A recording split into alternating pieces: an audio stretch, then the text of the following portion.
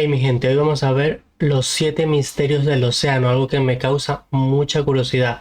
Espero que os guste el video y apoyar el video. Vamos a ello. El misterio del vuelo 19. En la soleada tarde del 5 de diciembre de 1945, 5 aviones torpederos Grumman TBM Avenger de la Marina de Estados Unidos despegaron de la base naval de Fort Lauderdale en Florida para un vuelo rutinario de entrenamiento. A bordo iban 14 aviadores jóvenes bajo el mando de un instructor experimentado, el teniente Charles Carroll Taylor. La misión parecía simple: volar hacia el este sobre el océano Atlántico, luego al norte, lanzar prácticas de bombardeo y finalmente volver a casa. El clima era bueno y nada parecía presagiar lo que estaba a punto de ocurrir. Sin Algo embargo, malo. poco después de completar la primera parte de este trayecto, los pilotos empezaron a informar problemas. Taylor, líder de la escuadrilla, comunicó por radio que sus brújulas no funcionaban correctamente y que se habían desorientado. En 1945 no existía el GPS y los aviadores dependían completamente de la brújula y el cronómetro para navegar. Y para empeorar las cosas, Taylor aparentemente no llevaba reloj ese día. Así que, rodeados de cielo y mar uniformes, sin puntos de referencia, los pilotos estaban volando a ciegas sobre el vasto Atlántico. Los mensajes captados revelaban la creciente angustia del teniente Taylor y también de sus hombres, y a medida que el tiempo pasaba, el combustible también estaba disminuyendo peligrosamente. En un momento dado, Taylor anunció un plan desesperado. Cuando el primer avión tuviera menos de 10 galones de combustible, todos tenían que prepararse para aterrizar de emergencia. Esos aviones parecen de Se escucharon cartón. transmisiones Se confusas notan que y los son aviadores antiguos. decían cosas como: todo luce extraño, incluso el océano se ve diferente. Era como si el mundo a su alrededor hubiera cambiado. La comunicación entonces se volvió intermitente y fragmentada, hasta que finalmente la estática se tragó las voces. El vuelo 19 desapareció sin dejar rastro sobre el famoso Triángulo de las Bermudas. La pérdida de 5 aviones militares en tiempos de 5 paz aviones. activó de inmediato un amplio operativo de búsqueda y rescate. Esa misma noche, un hidroavión Martin PBM Mariner con 13 tripulantes despegó para buscar a los desaparecidos.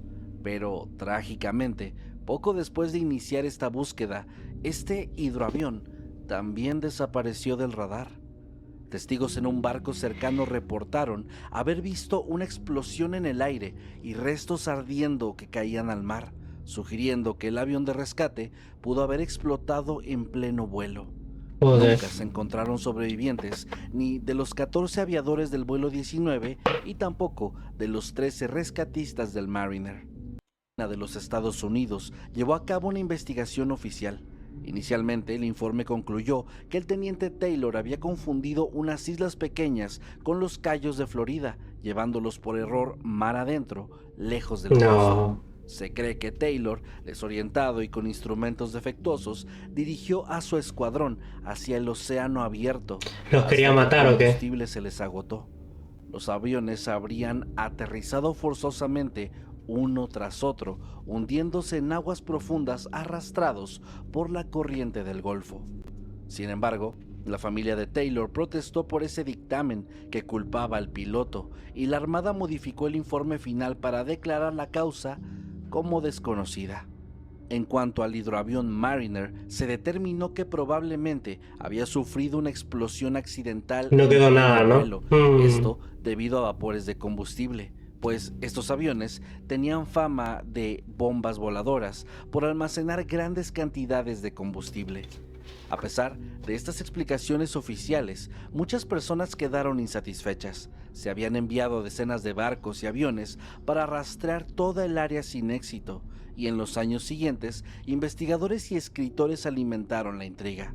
Un artículo de 1964 acuñó por primera vez el término Triángulo de las Bermudas para referirse a la zona de la desaparición.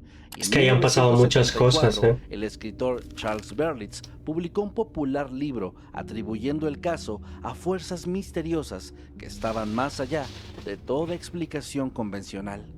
Algunos culparon a supuestas anomalías magnéticas en el triángulo, portales a otra dimensión o incluso abducciones extraterrestres. Sí, yo creo que ahí hay algo extraño. Yo creo que hay extraterrestres o algo de eso, la verdad. Porque no es normal que desaparezcan y luego no encuentren nada. Muy bien, cómo el vuelo 19 se convirtió en sinónimo de un misterio marino. La explicación más aceptada sigue siendo la más sencilla. Los aviones se perdieron por un conjunto fatal de errores humanos y fallas instrumentales, quedándose sin combustible y hundiéndose en el Atlántico. Las aguas donde desaparecieron pueden alcanzar miles de metros de profundidad y esconder así los restos para siempre. Pero, sin duda, el hecho de que 5 aviones y un hidroavión de rescate se desvanecieran el mismo día sin dejar un rastro palpable resulta cuanto menos extraño y perturbador. Hasta la fecha, el vuelo 19 permanece como un enigma sin resolver y tiene su lugar en la historia como el incidente que dio origen a la ominosa leyenda del Triángulo de las Bermudas. Eso da mucha curiosidad, ¿eh? El Mar del Diablo o Triángulo del Dragón. Esto no lo había escuchado. Atravesamos ahora medio mundo hasta las costas de Japón, donde se Japón. encuentra otro triángulo marino envuelto en misterio. Hablamos del Mar del Diablo, esta región del Océano Pacífico, ubicada Los alrededor japoneses de la siempre isla tienen japonesa cosas muy de Miyako, extrañas, ¿eh? a unos 100 kilómetros al sur de Tokio, Estos chinos, ha sido japoneses, comparada con el Triángulo de las orientales. Bermudas por las extrañas desapariciones de barcos y aviones atribuidas a sus aguas. Los pescadores locales lo llaman Mano Umi, Mar del Diablo en japonés, nombre que proviene de antiguas leyendas sobre criaturas o fuerzas malignas que acechan bajo sus olas. La fama siniestra del Triángulo del Dragón no es reciente. Como Hay parecida historias al que se de las remontan a Bermudas, cientos ¿no? de años atrás. Se dice que en la antigüedad, los marineros japoneses evitaban esas aguas porque, según el folclore, dragones marinos emergían para hundir embarcaciones, No. de ahí su apodo. Algunos vinculan esta zona con los relatos históricos de los invasores mongoles de Kublai Khan, cuyo intento de conquistar Japón en el siglo XVIII fracasó cuando sus flotas fueron destruidas por tifones. Aunque aquellos tifones fueron fenómenos naturales, en el imaginario popular quedó la idea de que fuerzas sobrenaturales protegían esas aguas. Entre 1950 y 1954, al menos 9 embarcaciones desaparecieron o se hundieron misteriosamente en esta zona del Pacífico. Los desaparecieron. Estas pérdidas llamaron la atención porque, según reportes de la época, los barcos mantenían comunicación por radio normal. No enfrentaban mal clima ni informaron fallos mecánicos y aún así, desaparecieron de repente. La situación se volvió tan preocupante que, según se cuenta, el propio gobierno japonés decidió tomar cartas en el asunto. Así, en 1952, habría financiado el envío de un barco de investigación con más de 30 científicos y expertos a bordo para estudiar el área y averiguar qué era lo que estaba sucediendo. Esta expedición zarpó a bordo del navío Kaiyo Maru número 5, con la esperanza de obtener datos científicos sobre posibles anomalías geológicas o magnéticas en la zona. Lamentablemente, el destino de esta misión resultó igual de trágico. El Kaiyo Maru número 5 nunca regresó, perdiéndose en el mar con todos sus ocupantes. Joder. Japón declaró entonces al Mar del Diablo como una zona de peligro, reforzando así la imagen de un lugar maldito para la navegación. Estos hechos fueron recopilados años después por el escritor estadounidense Charles Berlitz, el mismo que popularizó el Triángulo de las Bermudas. En 1989, Berlitz publicó el libro The Dragon's Triangle. Las historias del escritor pintaban al Triángulo del Dragón como un lugar donde las leyes de la física parecían suspenderse. Barcos que se desvanecían en un instante, tripulaciones enteras tragadas por el mar sin dejar rastro. Incluso rumores de que el tiempo ahí se detenía o que extrañas nieblas luminosas aparecían de la nada. No obstante, investigaciones posteriores han arrojado dudas sobre esta narrativa Es que el mar es tenebrosa. un El misterio, ¿eh? investigador Larry Kuche Nadie, revisó los nadie, datos y nadie concluyó ha, que muchas de las desapariciones ha reportadas investigado el mar no muy fueron al tan fondo. extraordinarias ni ocurrieron exactamente dentro del triángulo. Por ejemplo, los supuestos buques militares que Berlitz mencionó resultaron ser en su mayoría barcos pesqueros, un tipo de embarcación que tristemente se pierde con frecuencia en los mares de Japón debido a tormentas y otros peligros normales. De hecho, centenares de barcos pesqueros se pierden anualmente en el Pacífico Occidental, por lo que las 9 desapariciones de principios de los años 50, aunque trágicas, no podrían ser estadísticamente anormales. En cuanto al Kaiyo Maru número 5 y sus científicos, la explicación oficial es que aquel barco fue destruido por la erupción de un volcán submarino llamado Neojinsho, el 24 de septiembre de 1952. El Kaiyo Maru estaba estudiando precisamente ese volcán, cuando este hizo una violenta erupción debajo del barco, partiéndolo en pedazos. Madre mía. Se hallaron después algunos restos del casco, confirmando la causa del desastre. El Pacífico en torno a Japón es geológicamente muy activo, con volcanes submarinos y terremotos capaces de generar olas traicioneras y otras amenazas naturales. Con estas aclaraciones, el Mar del Diablo podría parecer menos misterioso de lo que se pensó. Muchos de sus incidentes pueden atribuirse a fenómenos naturales, como volcanes submarinos, tsunamis repentinos, tifones Ujú. inesperados o poderosas corrientes oceánicas capaces de desviar y volcar a los barcos. Madre mía. Sin embargo, el aura de misterio aún persiste. Pero se parece Las leyendas mucho al Triángulo de las antiguas sobre Bermudas. No dragones creo que hayan marinos, dos cosas sumadas muy a las iguales comparaciones con el Triángulo en de las dos puntas Bermudas, muy diferentes del mantienen vivo el mundo. mito. Y día tras día Algo surgen hay nuevas ahí. historias extrañas sobre sucesos inexplicables en esas aguas.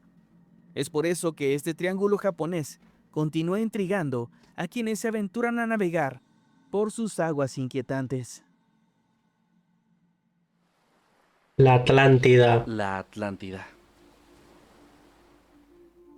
De todos los misterios marinos, quizás ninguno haya capturado Sí. tanta imaginación como la legendaria Atlántida. ¿Ustedes qué La creen? mítica ¿Existió o isla no? continente que habría desaparecido bajo el océano en un pasado remoto. Yo creo que la Atlántida es como ahora Venecia, solo que se hundió. Yo creo que sí existió, la verdad. De un relato antiguo, una mezcla de historia con mito que durante milenios ha impulsado búsquedas y un sinfín de teorías. La historia de la Atlántida proviene del filósofo griego Platón, quien la describió detalladamente en 2 de sus diálogos, Timeo y Critias, escritos alrededor del año 360 a.C. En ellos, Platón presenta a la Atlántida como una gran isla ubicada más allá de las columnas de Hércules, es decir, más allá del estrecho de Gibraltar, en el océano Atlántico. Según el relato, la Atlántida era un imperio poderoso, más grande que Libia y Asia Menor juntas, todo esto en extensión. Hace 9000 años, antes de la época de Solón, lo que situaría su existencia cerca del 9600 a.C., la Atlántida dominaba otras tierras, pero sucumbió en una guerra contra la antigua Atenas. En el clímax de esta historia, los dioses castigaron la arrogancia atlante. En un solo día y una noche terribles, la isla entera se hundió bajo el mar debido a un cataclismo devastador. Tras su desaparición, las aguas quedaron tan poco navegables, llenas de bancos de lodo, dice Platón, que las rutas marítimas hacia el océano exterior quedaron bloqueadas. Y así la Atlántida cayó Desapareció. en el olvido, recordada solo en antiguas crónicas egipcias que, según Platón, fueron transmitidas al legislador griego Solón y de él a Critias, el narrador del diálogo. Platón insistía en que se trataba de una historia real y describió con asombroso detalle la topografía de la isla, su capital con concéntricos anillos de tierra y canales, sus templos relucientes y sus ejércitos. Esta riqueza de información llevó a muchos lectores a creer que Atlántida tenía que haber sido real, y a lo largo de los siglos ha habido incontables especulaciones sobre cuál es su localización, y también se ha hablado sobre si existe o no. Sin embargo, desde el principio también hubo quienes interpretaron la narración como una alegoría filosófica. En épocas más recientes, especialmente a finales del siglo XIX y durante el Romanticismo, la Atlántida volvió a capturar la atención popular. Investigadores aficionados y escritores comenzaron a identificar este lugar con todo tipo de sitios reales. Una teoría bastante aceptada entre algunos científicos es que la leyenda de la Atlántida podría haber sido inspirada por la catástrofe de la isla de Tera, en el mar Egeo. Tera albergó una próspera civilización ligada a la Creta minoica y hacia 1600 a.C. fue arrasada por una gigantesca erupción volcánica que hundió gran parte de la isla bajo el agua. Es fácil entonces ver los paralelos, una sociedad avanzada destruida casi de la noche a la mañana por un desastre marítimo. Aunque los tiempos no coinciden con lo dicho por Platón, es posible que la historia de aquella erupción, transmitida a través de mitos, llegara deformada hasta la época de Platón. No obstante, la investigación arqueológica seria no ha encontrado evidencias de una Atlántida histórica tal como Platón la describía. Muchos historiadores consideran la Atlántida una invención literaria de Platón, utilizada para ilustrar sus ideas sobre sociedades ideales y corruptas, más que un lugar real. Por otro lado, la falta de pruebas tangibles nunca ha detenido a los entusiastas. Durante el siglo XX y XXI ha habido numerosos intentos por encontrar este lugar. Exploradores han rastreado el océano Atlántico en busca de ruinas sumergidas. Algunos han señalado estructuras bajo el mar cerca de las Islas Azores, otros las supuestas murallas encontradas en el fondo cerca de Bimini en la década de 1960. Las teorías alternativas abundan. Algunas pintan a Atlántida como una civilización extremadamente avanzada, quizá con tecnologías que superarían incluso a las actuales, obtenidas de fuentes misteriosas. Y hay quienes hablan de cristales de energía, máquinas voladoras antiguas e incluso la influencia de seres de otro mundo en los atlantes, presentando a este lugar casi como una sucursal de una civilización alienígena muy antigua. En el terreno de la ciencia, la idea más razonable es que Platón utilizó elementos de catástrofes reales para dar verosimilitud a su relato, pero la Atlántida en sí sería un lugar ficticio. Aún así, es notable No, yo no cómo creo su que sea historia ficticio. resuena. Yo creo que sí Prácticamente existió. cada año surge El mar es muy alguna noticia grande, de muy que por grande, muy fin grande. encontraron la Atlántida, pero hasta ahora este lugar sigue sin ser descubierto y sigue siendo uno de los grandes misterios del mar. La La isla isla fantasma. fantasma de Jai, Brasil. Pasamos de una ciudad perdida a una isla fantasma que durante siglos apareció en mapas reales, lo que nadie puede encontrar. La enigmática Jai, Brasil.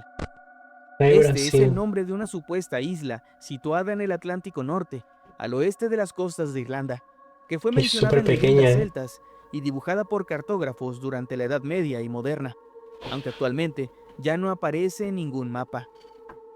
La primera aparición registrada de esta isla en un mapa data de 1325, en cartas náuticas, donde se lo ubicaba en el Atlántico, y era nombrada como Brasil, Brasile y ou Brasil. Durante los siglos siguientes, la isla siguió figurando en mapas europeos, por ejemplo, en el famoso Atlas catalán de 1375 y en Aparece. mapas del renombrado cartógrafo Gerardus Mercator del siglo XVI. Usualmente se le representaba como una pequeña isla redonda, a veces partida en dos, situada aproximadamente a 320 kilómetros al oeste de Irlanda. Las leyendas irlandesas sobre Jai Brasil abundan. Se decía que la isla casi siempre estaba oculta por una niebla espesa, invisible Joder. para los navegantes, excepto en contadas ocasiones. Una vez cada 7 años, según el mito, la niebla se disipaba y la paradisíaca isla se dejaba ver brevemente en el horizonte, pero aún en esos momentos resultaba imposible alcanzarla. Si algún barco se aproximaba, volvía a ser envuelta por las brumas y desaparecía como un espejismo. Jai Brasil era descrita como una tierra fértil y utópica. Algunos la llamaban la isla de la eterna juventud o la isla de la bienaventuranza, donde reinaba la abundancia y sus habitantes gozaban de una increíble longevidad. Los cuentos locales hablaban de que ahí vivían sacerdotes o monjas sabios con conocimientos ancestrales. custodiando secretos milenarios alejados del mundo. También circulaban relatos un poco más pintorescos. Uno de ellos afirmaba que la isla estaba habitada por conejos gigantes y oscuros, y también por un mago solitario que residía en un castillo de piedra. Joder. Estas últimas descripciones provienen de supuestos testigos que juraron haber estado en la isla. Hacia finales del siglo XV, al mismo tiempo que Cristóbal Colón buscaba tierras occidentales, marineros de la ciudad inglesa de Bristol realizaron varios viajes en busca de esta isla. Se tienen registros de expediciones en 1480 y 1481 que zarparon a la izquierda de Bristol, es decir, hacia el Atlántico Oeste, con la esperanza de encontrar esta tierra legendaria. De hecho, documentos de 1498 indican que durante 7 años los navegantes de Bristol habrían estado buscándola sin éxito.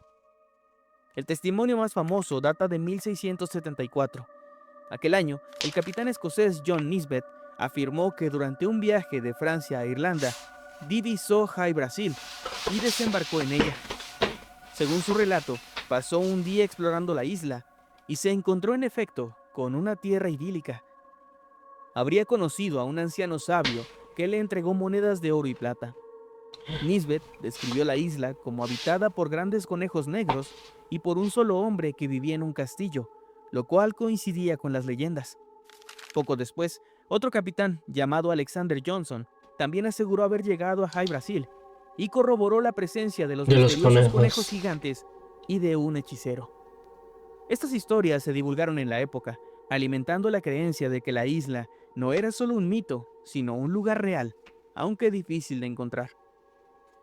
A pesar de estas afirmaciones, la comunidad cartográfica fue perdiendo la fe en la existencia de la isla conforme avanzaba el tiempo. A medida que los mapas se volvieron más precisos en el siglo XVIII, High Brasil fue desapareciendo de ellos. El último mapa conocido que la incluye data de 1865, donde aparece marcada como Brasil Rock. Para entonces, muchos la consideraban ya simplemente una leyenda. Sin embargo, hubo un último avistamiento registrado en 1872, cuando supuestamente algunos marinos aseguraron haberla visto en el horizonte antes de que se desvaneciera nuevamente. Una teoría sugiere que High Brasil podría haber sido un banco submarino que en el pasado remoto estuvo sobre el nivel del mar. De hecho, en 1862 se descubrió un banco de arena en el Atlántico a unos 200 kilómetros al oeste de Irlanda, que se encuentra a solo 200 metros de profundidad bajo la superficie. Poco después, en 1870, un científico sugirió ante la Sociedad Geológica de Irlanda que este banco de arena podría ser la raíz de la leyenda de High Brasil, que quizás hace miles de años, cuando el nivel del mar era más bajo, esta zona era visible, pero después de la última glaciación, quedó sumergida. Otra explicación posible para los avistamientos de esta isla es que en ciertas condiciones atmosféricas se pueden tener espejismos conocidos como Fata Morgana, que pueden hacer aparecer objetos o tierras en el horizonte que en realidad están más allá de la curvatura de la Tierra. Los navegantes que reportaron haber visto High Brasil quizás vieron refracciones de la luz que eran proyectadas desde islas distantes en forma de tierra, sumando esto a la predisposición de creer en la existencia de la isla. Pudieron haber interpretado un espejismo como la legendaria isla fantasma. Por supuesto, las teorías sobrenaturales también existen, y hay quienes creen que High Brasil es un lugar real y que está encantado, o que se mueve, o existe en un plano paralelo. ¿Te imaginas que sea una tortuga gigante? Hoy en día esta isla sigue siendo un enigma histórico. No hay restos físicos que corroboren su existencia, pero su presencia constante en los mapas durante más de 500 años indica que para muchas personas era algo más que un mito. Por ahora, la niebla parece seguir envolviendo a esta isla, sin dejar claro si alguna vez existió, o si solo es un espejismo colectivo que duró varios siglos. Objetos submarinos no identificados. A ver, ¿cuáles son? Cuando hablamos de fenómenos inexplicables en el mar, no solo nos referimos a islas interdimensionales o a barcos perdidos. También existen otro tipo de misterios que involucran luces extrañas y objetos inexplicables. Nos adentramos ahora en el territorio de los llamados OSNIs, es decir, objetos submarinos no identificados. Esa es la primera vez que lo escucho, conocidos en inglés como USOs. En esencia, son el equivalente marino de los ovnis, cosas vistas en el agua que no han podido ser identificadas y que a menudo se asocian con lo desconocido o potencialmente extraterrestre. Existen registros de fenómenos extraños bajo las aguas desde mucho antes que el fenómeno ovni cobrara fuerza a mediados del siglo pasado. Marineros antiguos ya hablaban de luces fantasmales en el mar, y no faltan crónicas de barcos que vieron resplandores verdes o blancos moviéndose bajo la superficie en noches oscuras. Por ejemplo, en 1879, en el Golfo Pérsico, la tripulación del buque británico Vulture, al mando del comandante E. Pringle, observó durante la noche unas enormes ondas luminosas que estaban en el agua y que se movían a gran velocidad, formando lo que describieron como una rueda gigantesca de luz que estaba girando bajo la superficie. En 1960, la Armada Argentina vivió un incidente inquietante en el Golfo Nuevo, cerca de la costa patagónica. Detectaron lo que pensaron que eran 2 submarinos sumergidos Y y no durante era. 2 semanas los persiguieron insistentemente, pues maniobraban de forma extraña. A cada intento de localizarlos, estos submarinos mostraban capacidades increíbles. Se desplazaban con rapidez, cambiaban de rumbo con agilidad y parecían sumergirse a profundidades que eran mayores que cualquier otro submarino conocido antes pudiera soportar. En un inicio sospechaban que podrían ser submarinos soviéticos operando encubiertos, pues estábamos en plena Guerra Fría, pero las prestaciones observadas superaban lo humanamente posible para la ingeniería de esa época. Incluso 8 meses antes, la Armada Argentina había tenido otro encuentro, donde buzos describieron un objeto bajo el agua que tenía forma de pez plateado y un gran tamaño, además con una especie de aleta vertical que también se había escapado. Al final, nada se capturó y oficialmente no se identificó la causa. En 1963, en el Atlántico Norte, durante unas maniobras militares, el portaaviones estadounidense USS Wasp y otros 12 buques de guerra detectaron en sus sonares la presencia de una nave bajo el agua moviéndose a una velocidad completamente asombrosa. Según los reportes de ese incidente, el objeto submarino estaba viajando más o menos a unos 150 nudos, es decir, casi 280 kilómetros por Muy hora rápido. bajo el agua, una velocidad impensable incluso hoy para un sumergible. Y lo más increíble de todo, había descendido hasta unos 8.000 metros de profundidad sin No aparentemente llegamos. sufrir daños. Para poner esto en perspectiva, ningún submarino militar puede operar ni remotamente a tal profundidad.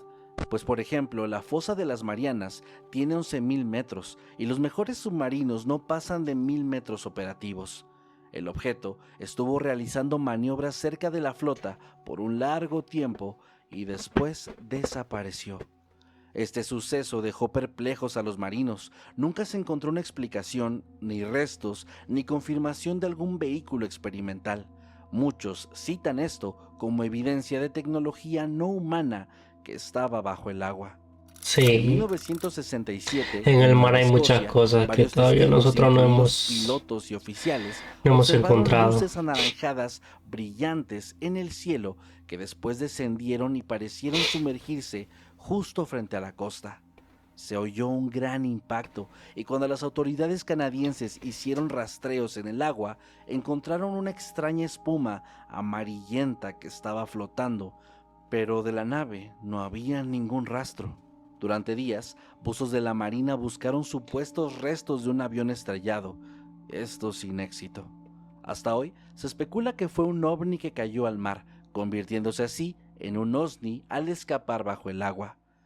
En 1969, en la costa de Murcia, España, la tripulación de un pesquero español capitaneado por Francisco Simó vivió momentos de terror una noche cuando algo, bajo el agua, enganchó sus redes y comenzó a arrastrar el barco mar adentro con una fuerza descomunal. Los marineros apenas pudieron cortar las redes a tiempo y así evitaron el hundimiento. Dieron entonces aviso a las autoridades y la Armada Española envió buques al rescate, pero el misterioso ser u objeto y había desaparecido en las profundidades. La posibilidad de que fuese un submarino extranjero, pero nuevamente la potencia exhibida y la invisibilidad del objeto, que nunca emergió, lo convirtieron en un caso OVNI en toda regla. En 1965, en Chile Antártico, personal de bases chilenas, argentinas y británicas vieron juntos una rueda luminosa que estaba moviéndose bajo el mar helado.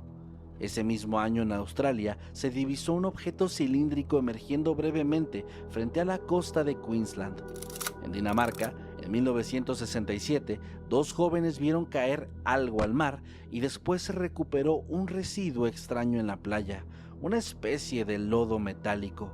Si bien es cierto que muchos de estos avistamientos podrían ser explicados con fenómenos de bioluminiscencia, otros son simplemente inexplicables.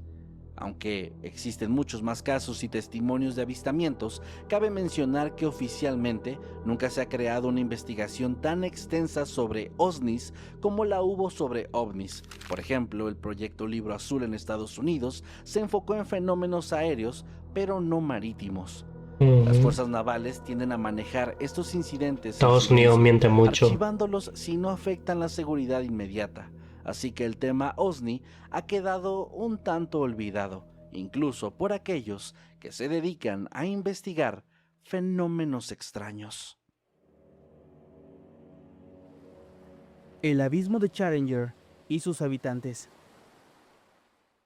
El abismo de Challenger en la fosa de las Marianas es el punto más profundo conocido de los océanos de la Tierra. El donde más mar profundo, alcanza unos eso no lo 11 sabía. kilómetros de profundidad bajo la superficie. Para imaginarlo, pensemos que si colocáramos el monte Al Everest en revés. el fondo de la fosa de las Marianas, su cima aún estaría sumergida bajo más de 2 kilómetros de agua. El abismo de Challenger debe su nombre al barco británico HMS Challenger, que en Se 1875 hundió. realizó las primeras mediciones de profundidad de esta fosa durante una expedición científica pionera. Desde entonces se supo que este lugar, cerca de las Islas Marianas en el Pacífico Occidental, era el abismo oceánico por excelencia. Las condiciones en el fondo son inimaginables. Hay oscuridad total, temperaturas cercanas al punto de congelación y una presión de aproximadamente 1.100 atmósferas. No, nadie baja. Esto equivale a soportar el peso de 1.100 kilogramos por cada centímetro cuadrado. Durante décadas, los científicos incluso dudaban que pudiera existir vida multicelular a tal profundidad. Se pensaba que quizás solo microorganismos extremófilos aguantarían vivir ahí. La primera sorpresa vino en 1960, cuando el batiscafo Trieste, tripulado por Jacques Piccard y por Don Walsh, logró una hazaña histórica de descender al abismo del Challenger. Al tocar el fondo fangoso a unos 10.916 metros, sus ocupantes miraron por la ventanilla y reportaron haber visto lo que parecía un pez plano, parecido a un lenguado, moviéndose lentamente, y también un par de crustáceos. Aquel reporte causó revuelo. Con el tiempo, algunos científicos cuestionaron esta observación, ya que era posible que los exploradores se confundieran y creyeran ver un pez, cuando en realidad podría ser alguna otra cosa. Aún así, el sumergible demostró por primera vez que había formas de vida incluso en la fosa, pues se encontraron restos de pequeños camarones o anfípodos en la muestra de sedimentos que recolectaron. Pasaron muchas décadas hasta que el abismo del Challenger fue visitado de nuevo. En el año 2012, el cineasta y explorador James Cameron descendió en solitario en un sumergible especialmente diseñado. Ahí confirmó que el fondo es un desierto frío y silencioso, con un paisaje de sedimentos grises finos. Cameron no vio peces, pero sus cámaras registraron organismos diminutos.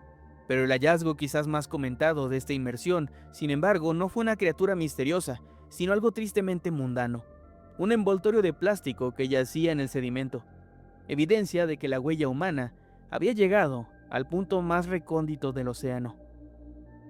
En años más recientes, exploradores como Víctor Vescovo, en 2019, confirmaron que incluso en el abismo del Challenger existe vida adaptada a condiciones extremas.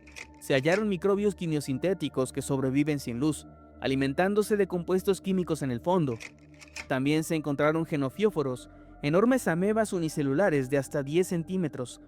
Entre los habitantes más sorprendentes está el pez caracol de las Marianas, un pequeño pez gelatinoso y transparente, registrado a unos 8.000 metros de profundidad, considerado como el pez que vive a mayor profundidad, pues más allá de esa marca, la vida conocida se reduce a invertebrados como camarones, gusanos, anémonas y microbios.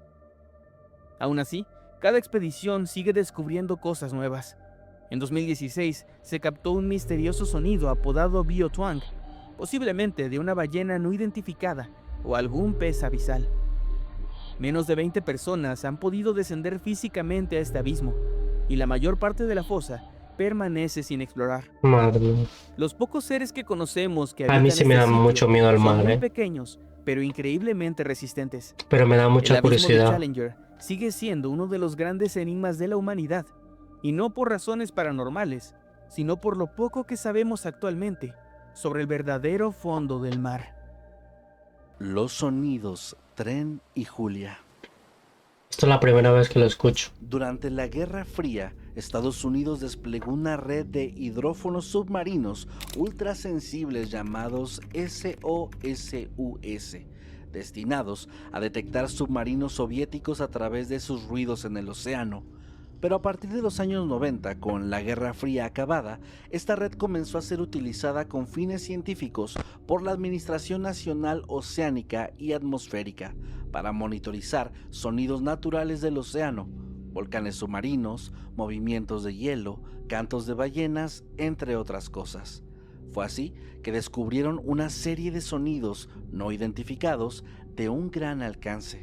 El más famoso es el llamado blob, que resultó ser probablemente el sonido de un enorme iceberg resquebrajándose, según análisis Yo veo ese animal posteriores. enfrente mío y me Pero muero. hay otros que han permanecido más enigmáticos por un tiempo. Train o Tren se grabó el Un 5 diente de eso es marzo más grande que yo. 1997. El nombre se debe a que, al acelerar la grabación, el sonido recuerda al ruido rítmico de un tren sobre rieles. Fue detectado por el SOSUS en el Pacífico Ecuatorial Sur y los técnicos del NOAA lo localizaron cerca del Mar de Ross, en la Antártida, próximo al Cabo Adare. Básicamente es un zumbido continuo y poderoso, cuya frecuencia va cambiando ligeramente, asemejándose a ese sonido distante de un tren en la noche, solo que bajo el agua. Train duró varios minutos y fue lo bastante intenso como para ser captado por múltiples hidrófonos a miles de kilómetros de distancia. En aquel momento no se supo qué lo causó y no había registrado algo idéntico antes. Julia, por su parte, se registró el 1 de marzo de 1999. Ese nombre se dice que se le dio porque algunos ingenieros comentaron que sonaba como una voz femenina ahogada que pronunciara Julia, lo que aumenta lo espeluznante de este asunto. Una sirena. Fue un sonido de unos 15 segundos de duración, de tono ascendente y luego descendente. Lo más notable es que NOAA informó que la fuente del sonido parecía provenir de alguna criatura colosal por el parecido con este ruido y un rugido, al menos esto según sus palabras. Julia fue lo suficientemente potente para ser detectada en todo el sistema de hidrófonos del Pacífico, lo que significa que tuvo que ser un evento acústico realmente grande. Mediante triangulación aproximada, situaron el origen del sonido entre el estrecho de Bransfield y el Cabo Adare, es decir, en aguas cercanas a la Antártida, al margen del Mar de Ross, más o menos en la misma región general que Train. Al reproducir Julia a mayor velocidad, se podía escuchar un bramido extraño, gutural, que llevó a algunas mentes creativas a imaginar que podría ser el llanto de una criatura marina gigantesca y desconocida. Uf. De ahí surgió la leyenda de la supuesta... Imagina que eso existiera y saldría a la superficie, aunque sea un poco. Y que se ocultaría en las profundidades. Todo el mundo se vuelve Y así, loco, ¿eh? durante algunos años, Nadie entraría al mar, y otros te lo juro, sonidos más nadie. fueron debatidos intensamente. De hecho, fue la falta de datos inmediatos la que avivó la especulación. En internet circulaban incluso historias falsas. Por ejemplo, se llegó a decir que satélites de la NASA habían fotografiado una enorme sombra bajo el agua, coincidiendo con el sonido Julia, insinuando así una criatura del tamaño de una ciudad. Con el paso del tiempo, los científicos han ido inclinándose por explicaciones más naturales. NOAA posteriormente declaró que el sonido Train tiene las características de señales producidas por hielos antárticos que se están moviendo. Es probable entonces que se trate del ruido de un gran iceberg arrastrándose sobre el fondo rocoso marino, generando un chirrido prolongado parecido al de un tren. Y en cuanto a Julia, los expertos de NOAA llegaron a la conclusión de que lo más probable es No, que su lleno. origen fuera también un enorme iceberg que se fracturó o encalló cerca de la Antártida. En esencia, un bloque de hielo del tamaño de un rascacielos, partiéndose o raspando el lecho marino, puede liberar una energía sonora tan tremenda que se propaga a través del agua hacia enormes distancias. Sin embargo, hay quienes todavía sienten que falta una certeza absoluta. Los hidrófonos siguen detectando sonidos extraños muy de vez en cuando. Por ejemplo, existe uno apodado Upsweep, que cada primavera y otoño emite series de tonos ascendentes desde una región volcánica del Pacífico, esto todavía sin una explicación definitiva. Además, en el caso de Julia, el detalle de que sonaba como un ser vivo dejó inquietos a varios investigadores. Claro está, la pareidolia auditiva puede jugarnos bromas. Igual que vemos caras en las nubes, podemos oír voces en ruidos naturales. Pero algunos entusiastas de los misterios señalan que no conocemos todas las especies marinas, que tal vez Julia podría haber sido, hipotéticamente, el canto de una gigantesca especie de ballena todavía no descubierta. En un océano tan vasto, todavía podrían existir criaturas inusuales en zonas todavía inexploradas. Y aunque la explicación más lógica apunte al hielo y a la geología, esos extraños sonidos captados en el fondo del mar siguen fascinando al mundo, ya sean sonidos naturales de iceberg colosales o las voces desconocidas de seres que nos siguen llamando desde las profundidades. Bueno chicos, espero que les haya gustado el video. Ya saben, si quieren más vídeos así, darle like, comenta y sobre todo suscríbete al canal. Adiós.